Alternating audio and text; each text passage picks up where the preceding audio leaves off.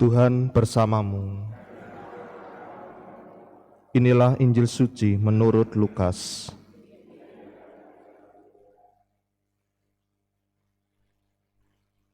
Yesus berbicara kepada orang banyak tentang Yohanes. Untuk apakah kalian pergi ke padang gurun, melihat bulu yang digoyangkan angin kian kemari? Atau untuk apakah kalian pergi melihat orang yang berpakaian halus, orang yang berpakaian indah dan yang hidupnya mewah, tempatnya di istana raja? Jadi, untuk apakah kalian pergi melihat nabi?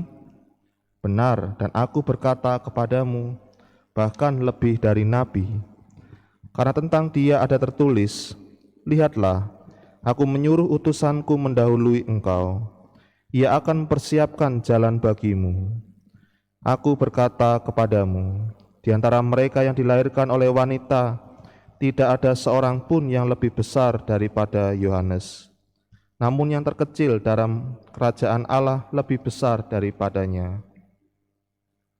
Seluruh orang banyak termasuk para pemungut cukai yang mendengar perkataannya mengakui kebenaran Allah, karena mereka telah memberi diri dibaptis oleh Yohanes. Tetapi orang-orang Farisi dan ahli-ahli Taurat menolak maksud Allah karena mereka tidak mau dibaptis oleh Yohanes. Demikianlah sabda Tuhan.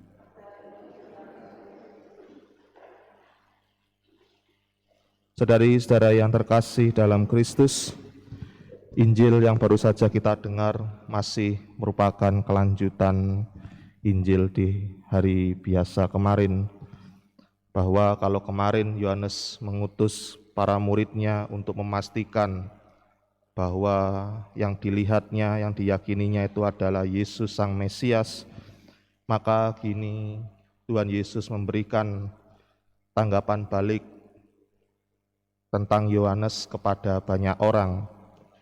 Bisa dikatakan tanggapan balik Tuhan Yesus kepada Yohanes Pembaptis merupakan sebuah pujian. Tentu dengan pujian yang diberikan oleh Tuhan Yesus ini bukan semata-mata karena kebesaran Yohanes, tetapi kita lihat dari bagaimana cara hidup Yohanes yang berkoar-koar tentang pertobatan dan dirinya juga mengalami hal itu. Sehingga antara apa yang dikatakan oleh Yohanes dengan sikap hidupnya, itulah yang dipuji dan disanjung oleh Tuhan Yesus, dan itu diwartakan kepada orang banyak. Saudari-saudara yang terkasih dalam Kristus, hal yang menarik adalah bagaimana kita melihat ketika pewartaan Yohanes ini didengar oleh orang lain, ada yang menerima, ada yang tidak.